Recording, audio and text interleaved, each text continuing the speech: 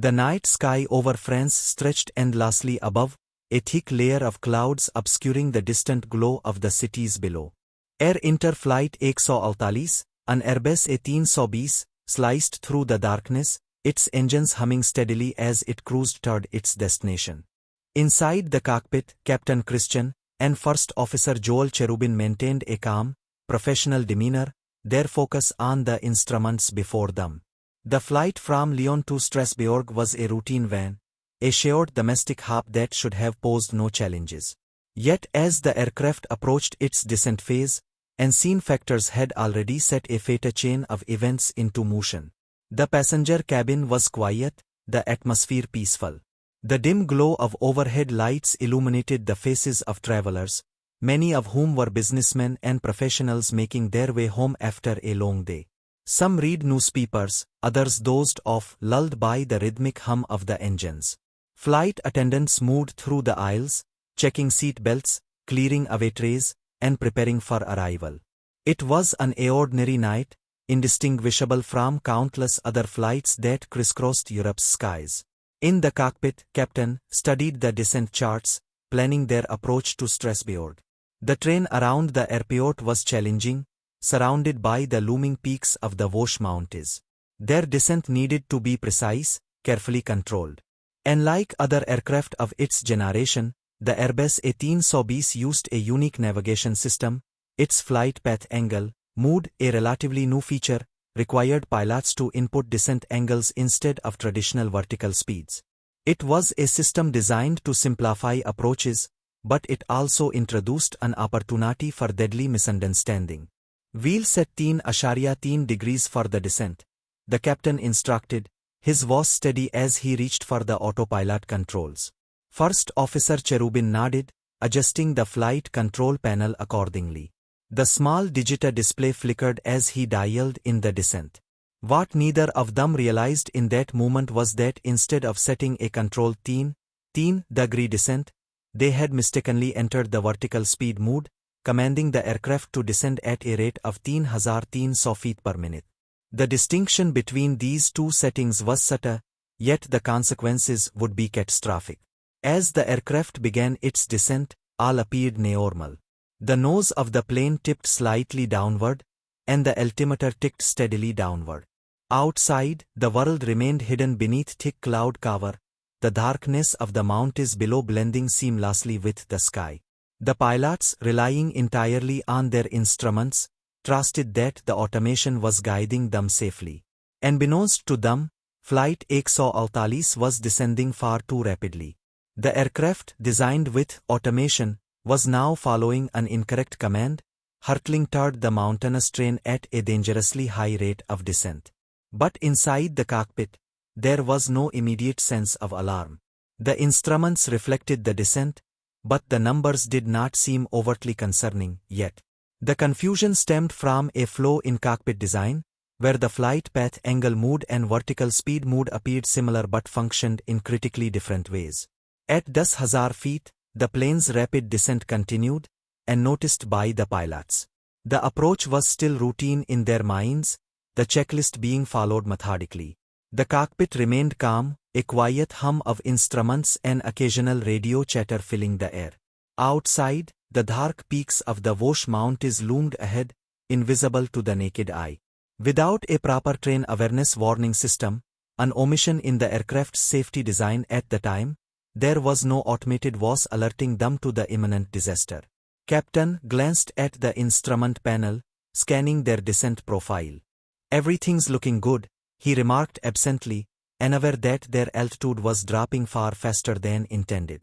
The passengers, oblivious to the danger unfolding in the cockpit, continued their routines. A man near the front adjusted his watch, preparing for arrival. A woman in the back tucked a blanket around her sleeping child. The flight attendants secured the last few items in the galley, expecting touchdown in just a few minutes. The altimeter continued to spin downward. 6,000 feet. 5,000 feet. The aircraft remained locked in its automated descent, obeying a flowed command. 4,000 feet. Somewhere outside, hidden by the blackness of night, the jagged peaks of the Vosges Mountains stood unmoving, their ridges waiting silently beneath the aircraft's flight path. 3,000 feet. Inside the cockpit, there was no urgency, no panic. The pilots, still confident in their instruments, saw no indication that anything was wrong. Though 1,000 feet. The aircraft's nose adjusted slightly, compensating for minor wind changes, but still plunging rapidly toward the forested slopes. 1,500 feet. Suddenly, a flicker of movement on the radar. Something ahead. The captain's brows furrowed slightly. 1,000 feet. Too low. Something was wrong. 750 feet. First Officer Cherubin's head snapped up, a sudden realization dawning on him as he glanced at their altitude. His mouth opened, but the words never came. 500 feet. The black void outside the cockpit window was no longer just sky. It was something solid. 300 feet. A burst of alarms, far too late. 200 feet. A sudden intake of breath. The descent continued smoothly, the cockpit illuminated by the soft glow of instrument panels as Flight 148 glided through the thick night sky. Outside the cockpit windows, there was nothing but an endless void of blackness, the dense cloud cover obscuring any view of the ground below. Rain speckled the windshield in sporadic bursts, faint streaks sliding across the glass as the aircraft cut through the damp air. Inside, Captain and First Officer Cherubin remained focused on their instruments, trusting the advanced avionics of their Airbus A320 to guide them safely toward Strasbourg. They had gone through their descent checklist, confirmed their approach, and as far as they could tell, all was going according to plan. But something was wrong. The aircraft was descending too fast. Instead of a controlled and gradual approach, Flight 148 was dropping through the sky at an alarming rate, far exceeding what the pilots had intended. The input they had made on the autopilot panel, a simple command that should have guided them down at a safe 10-degree flight path angle, had been mistakenly entered as a vertical speed of 10 feet per minute. The numbers on their instruments reflected this descent, yet in the dim glow of the cockpit, no immediate alarm was raised. They trusted their systems, unaware that they were hurtling toward the ground at an unforgiving speed. In the passenger cabin, the atmosphere remained calm. Seatbelt signs glowed amber, signaling that the aircraft was now in its final approach.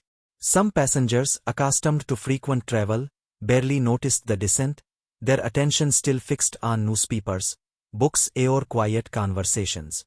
A businessman adjusted his tie and closed his briefcase, preparing for landing.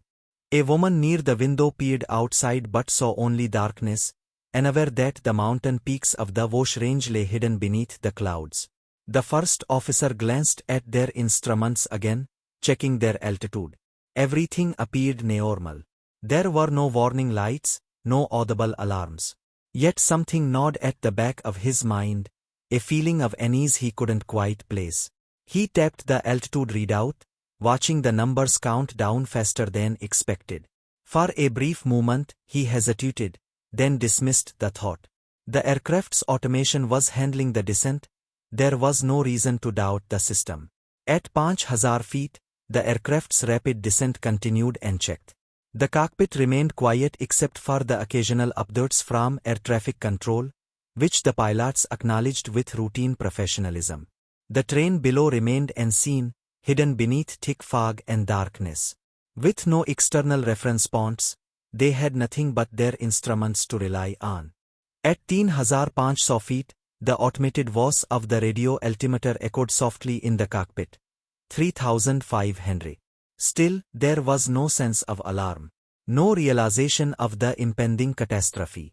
The A320 was a marvel of modern aviation, built with redundancy and safety in mind, yet its greatest flaw had been exposed. It was only as effective as the humans operating it. And right now, those humans were making a fatal mistake. Inside the cabin, turbulence caused a slight shudder, prompting a few passengers to grip their armrests, but it was nothing unusual. The flight attendants, moving with trained efficiency, secured loose items and took their seats, their minds already moving to the next phase: arrival, disembarkation, another routine end to another routine flight. They had no idea they were only moments from disaster. At 2,500 feet, the descent rate was still dangerously high. The aircraft's ground proximity warning system, a safety feature designed to alert pilots of imminent train collisions, had not been installed on this particular 1820 model, a decision made during measures when the aircraft was first designed. It was a flaw that would prove deadly. At 1,500 feet, the clouds still concealed the jagged train below, giving the illusion of safety. The pilots, still unaware, continued their preparations, believing they were on track for a safe landing. The city lights of Strasbourg were just ahead, or so they thought. At 1,000 feet, First Officer Cherubin frowned, a flicker of uncertainty flashing across his face. The altitude seemed off.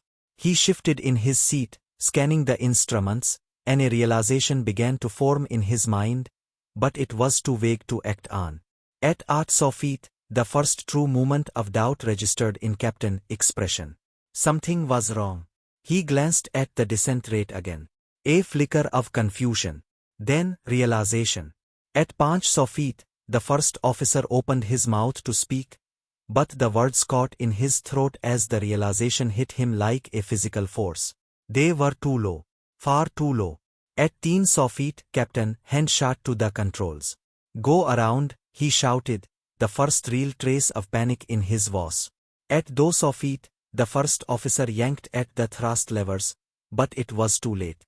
At 800 feet, the first outlines of trees emerged from the fog, rushing toward them at a speed too fast to process. At 50 feet, the cockpit filled with the sudden, blaring wail of an altitude warning, too late, far too late. The violent impact shattered the night. A deafening roar of tearing metal, splintering trees, and a massive explosion ripped through the stillness of the Vosges Mountains as Air Inter Flight 148 slammed into the dense forest. The force of the crash sheared the aircraft apart, the forward section obliterated instantly as it struck the rugged terrain. The mid and rear fuselage, torn from the cockpit, bounced and tumbled down the mountainside, breaking into pieces as it carved a path through the trees. Flames erupted from the mangled wreckage, flickering against the canopy above, casting an eerie glow over the destruction. Then, for a brief moment, there was silence. The world seemed to hold its breath, the echoes of impact fading into the vast darkness. And then came the screams. Inside the remnants of the cabin, survivors lay among twisted metal and shattered seats, their bodies bruised, broken, but still alive. Smoke thickened the air, carrying the acrid stench of burning fuel. Passengers who had moments ago been adjusting seatbelts or closing their briefcases were now trapped in a nightmare, struggling to comprehend what had just happened. Groans of pain, desperate cries for help, and the crackling of spreading fire mixed into a horrific symphony of disaster. Some managed to unbuckle their seatbelts, stumbling through the wreckage in search of an escape, while others remained pinned beneath twisted beams and debris, their voices lost in the chaos. In the rear section of the aircraft, which had miraculously remained somewhat intact, a handful of passengers fought to find a way out. A man, blood streaming down his forehead, used his bare hands to tear at the warped emergency exit, his fingers slipping against the metal. A woman sobbed as she cradled a child, shielding them from the sharp edges of broken seats. Somewhere further down the wreckage, a faint voice called out, a voice still alive, but growing weaker. The realization was setting in. Not everyone had survived the impact, and those who had were running out of time. The night air was frigid, the temperature dropping rapidly as cold mountain winds howled through the broken fuselage. Fire licked at the remains of the aircraft, illuminating the scattered wreckage in a hellish glow. The emergency beacon, though battered and partially buried beneath debris, had begun transmitting a distress signal. But the crash site was deep within the mountains, far from any easy access points. Even if rescuers had picked up the signal, it would take time for them to arrive. And time was something not everyone had. A man stumbled through the wreckage, his leg broken, his breath coming in short gasps. He had no idea where he was, only that he had to move. Had to get away from the fire, from the wreckage, from the suffocating smell of burning plastic and fuel. Every step sent sharp pain shooting up his leg, but he kept going, his mind fixated on one theme: survival. He heard voices behind him, others still struggling to escape. He turned back, his instincts warring against his pain. There were still people trapped. And no one else was coming to help. Not yet. The minutes dragged on like hours. The cries for help began to fade, some succumbing to injuries, others to the cold. The fire continued to spread, devouring the remains of the fuselage, sending columns of thick smoke into the night sky. Somewhere beyond the wreckage, the forest stood silent and disturbed by the horror unfolding within its depths. The world beyond had no idea what had just occurred. At that moment, a faint flicker of light appeared through the trees. Then another. A distant, muffled voice. The first sign that help was coming. But for many, it was already too late. The emergency signal pulsed weakly from the wreckage, sending a desperate call into the cold night.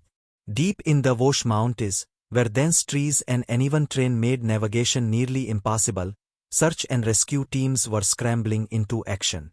At the Strasbourg airport, air traffic controllers stared at their screens in horror. Their radio calls to Flight 148 met with only silence. A plane had vanished from radar. A plane that should have been on final approach. Within minutes, the alert had been sounded. Emergency teams, firefighters, paramedics, and military personnel were mobilized, but the remote crash site made their mission brutally difficult. The thick forest was nearly impenetrable in the darkness, the terrain steep and unforgiving, and the icy night air only made conditions worse. Still, they pressed on, guided only by the less-known coordinates and the flickering distress beacon that cut through the static. The first rescuers to arrive were met with an eerie silence.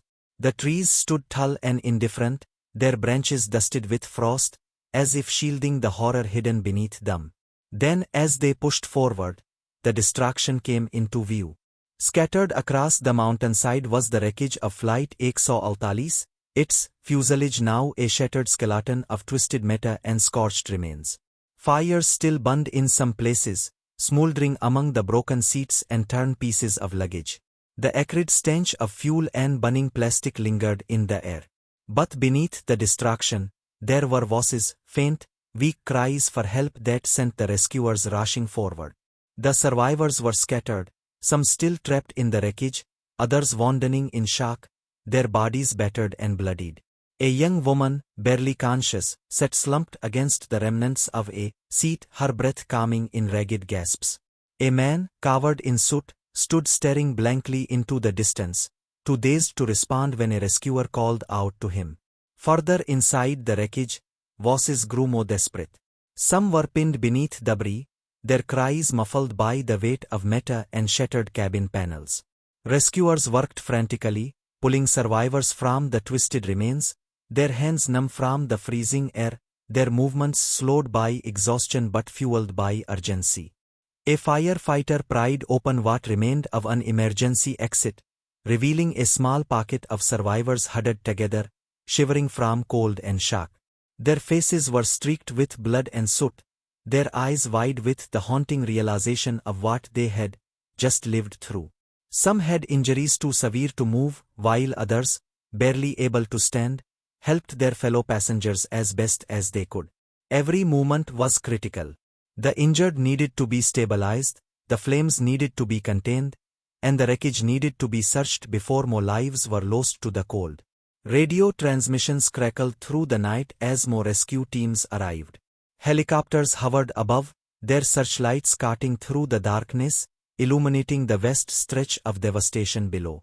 Medical teams began treating the wounded, wrapping survivors in thermal blankets, stopping the worst of the bleeding, and preparing the most critical for evacuation.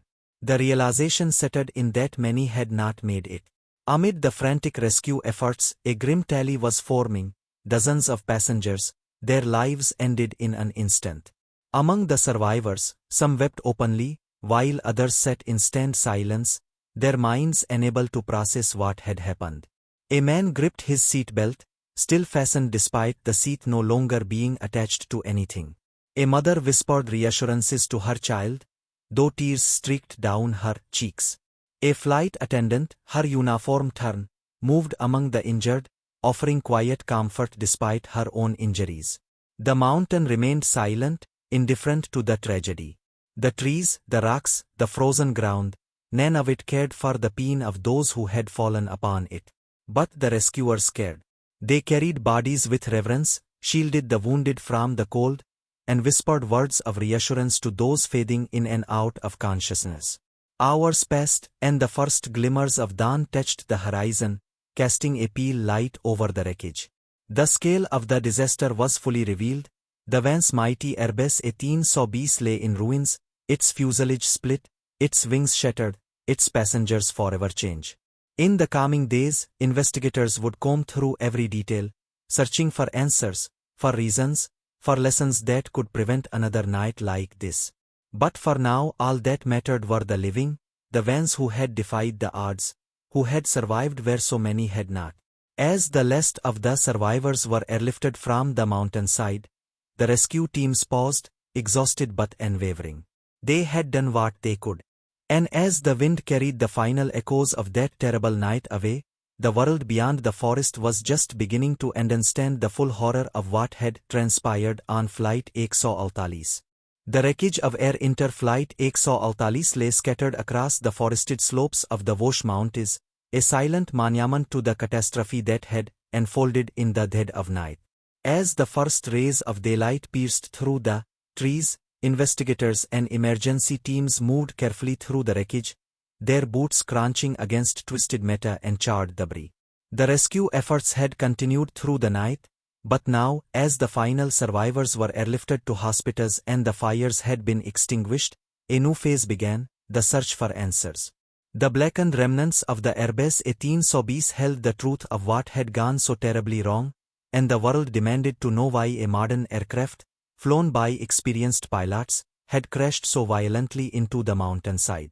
Among the wreckage, the flight data recorder and cockpit voice recorder, commonly known as the black boxes, were located, battered but intact. These two devices, buried beneath layers of debris, would be the key to unraveling the final moments of Flight 148. Investigators worked carefully, retrieving the recordings with gloved hands, knowing that within them lay the voices of the doomed flight crew, their last decisions, their last words. As the devices were secured and transported to analysis facilities, the grim process of identifying the victims continued. Families had already begun arriving at airports and hospitals, their faces etched with anxiety and grief as they waited for news that many of them already feared to be the worst. At the crash site, the scale of the destruction became clearer in the morning light. The aircraft's fuselage had been torn apart, its sections strewn across the mountainside in a grotesque display of force. Some pieces of the plane had been buried deep into the earth upon impact, while others had been thrown into the trees, where they hung like grotesque ornaments of shattered metal. Passenger belongings, suitcases, shoes, torn clothing, were scattered among the debris, a heartbreaking reminder that these were not just statistics, but lives that had been lost. Investigators combed through the wreckage, piecing together fragments of the aircraft, searching for mechanical failures, structural weaknesses, or any sign that might explain the disaster. As analysis of the black boxes began, experts in aviation safety, human factors, and aircraft systems gathered in tense conference rooms, listening to the final minutes of the cockpit voice recording.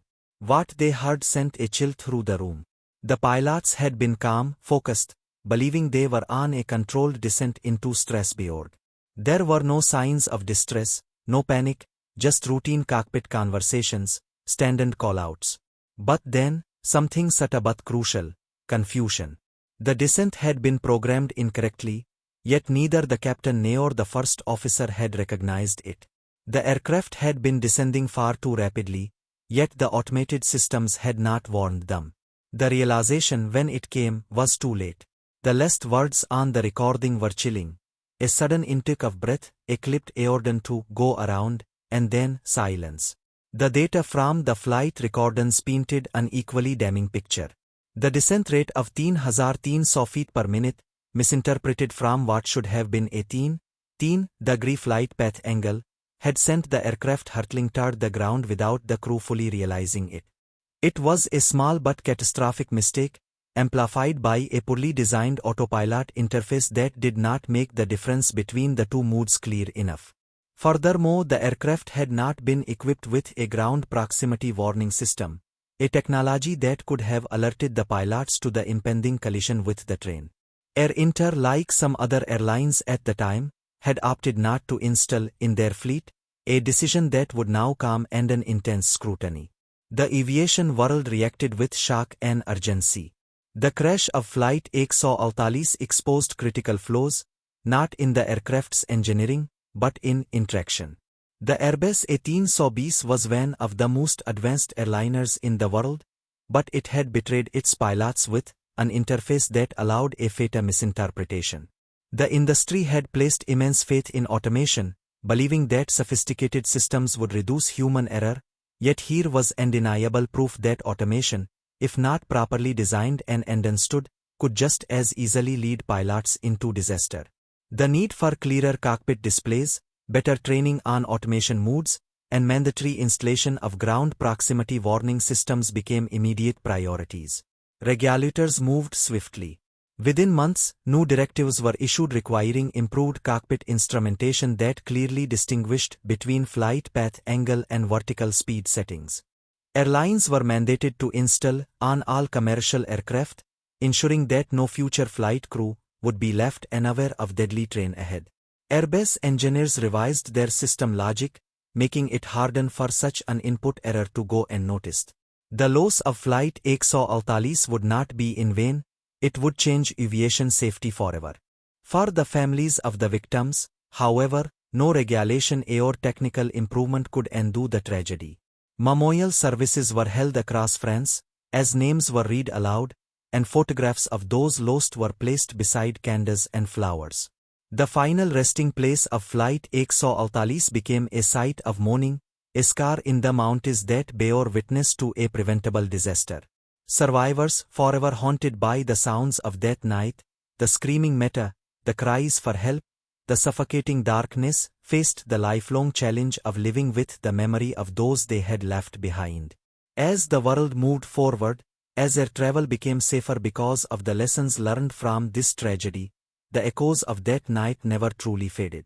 Every pilot trained on an Airbus cockpit, every safety inspector reviewing an airline's compliance with new regulations, every family member staring at a framed photo of a loved one lost, all carried the weight of that moment. Flight 148 had been betrayed by the very instruments meant to guide it safely home. But in its wake, a lesson had been etched into history, ensuring that future flights would never meet the same fate.